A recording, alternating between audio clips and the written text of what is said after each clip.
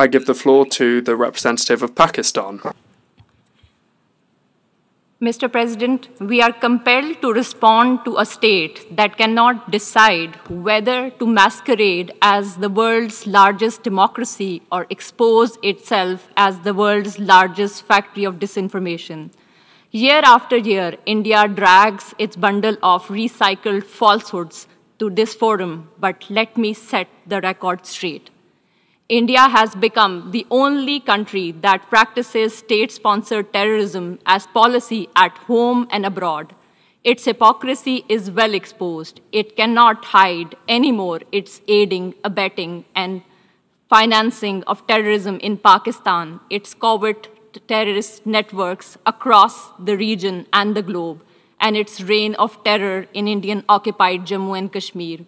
Through its proxies like TTP, BLA, and Majid Brigade, Indian-sponsored terrorism has not just claimed lives of thousands of innocent civilians in Pakistan, it has turned places of worship, learning, and livelihood into sites of carnage.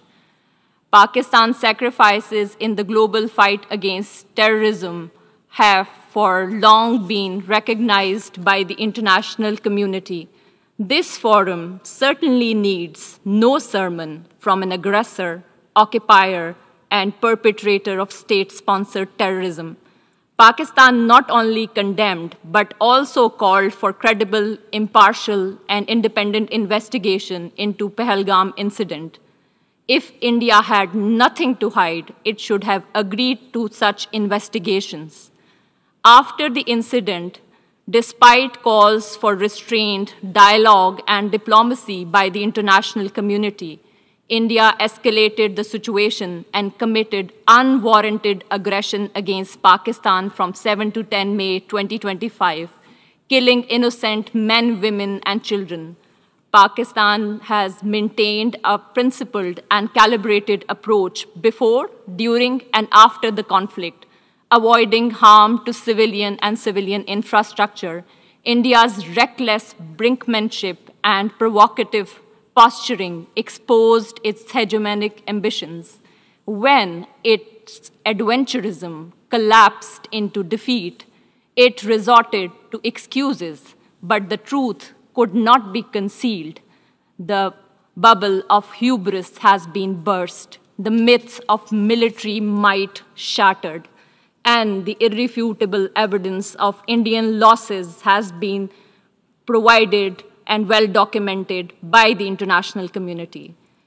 India's holding in abeyance of the Indus Waters Treaty has unmasked it as a blatant violator of international law.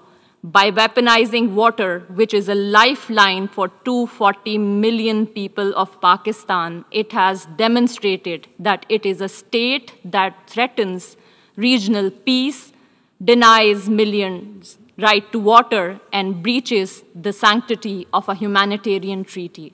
Mr. President, persecution of minorities has become state policy of RSS-BJP dispensation. Muslims are lynched for their faith, Christians assaulted for their worship, Sikhs for their identity, and Dalits dehumanized for their caste.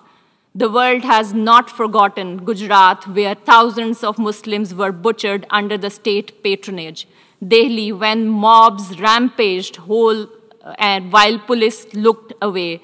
Manipur, where hundreds were killed and thousands were displaced. India's record is written not only in blood, but also in words. Hateful rhetoric from the highest leadership, open calls for genocide, and a pliant media feeding bigotry. In incredibly intolerant India, Islamophobia today is institutionalized in law, normalized in politics, and glorified in the media. Beyond its borders, India bullies neighbors, blocks regional cooperation, exports violence abroad through extrajudicial assassinations, and funds proxies to destabilize the region. This is the face of new India. Islamophobia at home, aggression abroad, with Hindutva ideology at its core. Mr. President, while denial and distortions are India's chosen weapons, no fabrication can alter a simple truth. Jammu and Kashmir is not and has never been an integral part of India. The resolutions of the Security Council declared Jammu and Kashmir as a disputed territory whose final disposition shall be decided by a free and impartial plebiscite to be conducted under the auspices of the United Nations. To sustain its occupation, India has deployed 900,000 troops, turning Jammu and Kashmir into one of the most militarized zones in the world. The outcome is tragically consistent. Imposition of draconian laws and thousands of fake encounters, enforced disappearances, unmarked graves, custodial killings, systematic sexual violence, and regular media blackouts.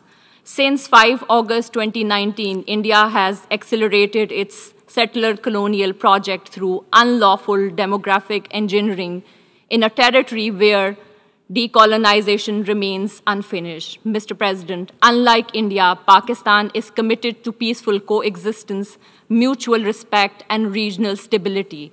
But we have made it absolutely clear India has no license to violate our territorial integrity and sovereignty and kill innocent civilians.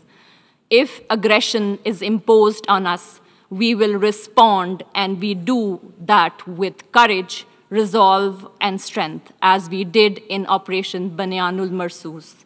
Pakistan will continue to expose India's hypocrisy, its occupation, double standards, denial of human rights to the Kashmiris, and its disinformation war. We will not let hollow rhetoric distract from the core issue.